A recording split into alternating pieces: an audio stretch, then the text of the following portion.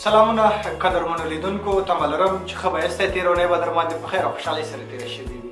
خوشبختانه نن د یوې داسې دلچسپې موضوع سره راغلی یم چې زموږ او ستاسې ډېری ځوانان وروڼه او خویندې د دغه ډول مشکلاتو سره مخ وي چې څنګه د وینا پیل واخلم، څنګه د وینا منځ ته داخل شم او څنګه د وینا پای ترسره کړم. د وینا چوکاټ نن موږ تاسو ته معرفي کوو، خو له هر څه وړاندې زموږ چینل در سره لایک، سبسکرایب او د دې ترڅنګ د نورو ملګرو سره یې شریک کړئ.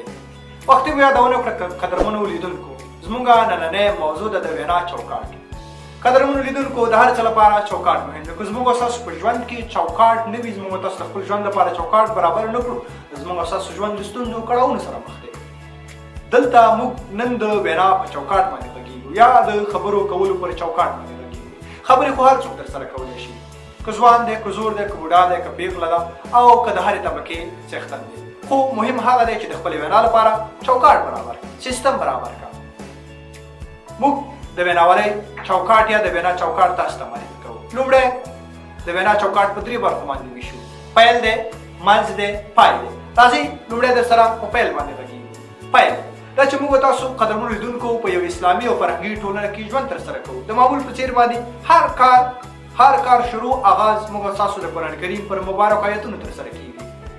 د دې ترڅنګ حدیث شریف، که حدیث شریف در سره نه وي، جالب حالت، کیسه، ټوکه ټکاله، لنډۍ څیزونه موږ د دې لپاره راوړو تر څو ناز ګډونوال یا مخاطبین تر خپل کنټرول لاندې راولو. خو تر ټولو بهتره دا ده چې موږ تاسو آغاز قرآن کریم مبارک آیتونو ترسره کړو، د دې ترڅنګ په حدیث شریف باندې ترسره کړو، ځکه چې موږ تاسو په اسلامي ټولنه کې ژوند ترسره کوو. کله چې دغه چیزونو باندې تاسو پیل وکړ نو ستاسو پیل څنګه وي؟ خوندور وي.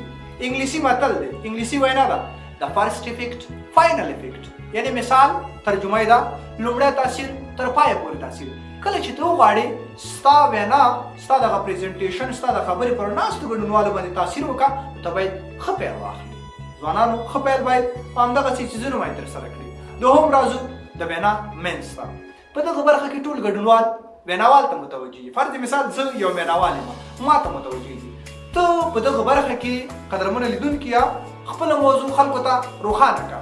په دې خاطر باندې ممکن په دغه غونډه کې یا په دغه مجلس کې څوک وي هغه په حدیث شریف باندې پوه نه شي، د قرآن کریم مبارک په آیات باندې پوه نه شي، د دې ترڅنګ په ټوکه ټکاله باندې پوه نه شي، فکر یې نه وي، د دې ترڅنګ په شعر باندې پوه نه شي، جالب حالت باندې پوه نه شي. نو دلته ویناوال مکلف دی چې ورته وایي چې نننۍ موضوع زما طبیعت موضوع ده، نننۍ موضوع زما اسلامي ده، نننۍ موضوع زما سیاسي ده، نننۍ موضوع زما ټولنیزه ده.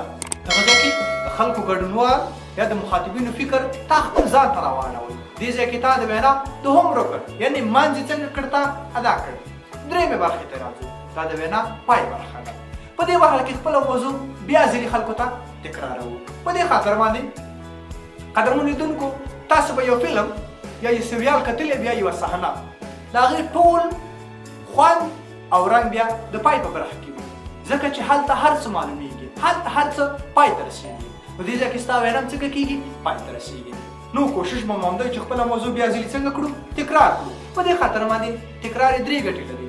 یو دا ده ممکن څوک په لاره کې دغه غونډې ته ناوخته راورسېږي، لاره کې موټر ورته خراب شوی وي، لاره کې کومه بله ستونزه ورته پیدا شوې وي، نو په خپل وخت باندې هغه غونډې ته نشي رسېدلی. که چېرته دی ناوخته راورسېد، ویناوال مکلف دی چې خپله موضوع بیا ځلې تکرار کړي. دوهمه ګټه یې دا ده ممکن د پریزنټیشن یا سیمینار پر مهال باندې ناستو ګډونوال یو مهم اهم زنګ راغلی وي، هغه هم کولی شي چې مثال غونډې نه ووځي، د وینا منځ هم ترې هېر شوی وي، پیل هم ترې هېر شوی وي، نو دی تا سره په پای برخه کې اشتراک ترسره کولی شي، دم ګډون وکړ. بله درېیمه ګټه دا ده چې تا سره هغه شخص چې د پیل تر پایه پورې ناست دی په دغه غونډه کې یا په دغه مجلس کې ناست دی، فکر یې بل ځای کې وي، ذهناً یې بل ځای کې وي، نو بیا پکار ده چې دغه ځای کې خپله موضوع بیا ځلې تکرار کړي. نو ځوانانو، زموږ ستاسو نننۍ موضوع وه قدرمنو لیدونکو چې د وینا چوکاټ پیل دی، منځ دی او پای دی. بیا هم یادونه کړو د نورو ویډیوګانو لپاره زموږ چینل در سره سبسکرایب، لایک او له نورو ملګرو سره شریک کړئ. ډېره زیاته مننه.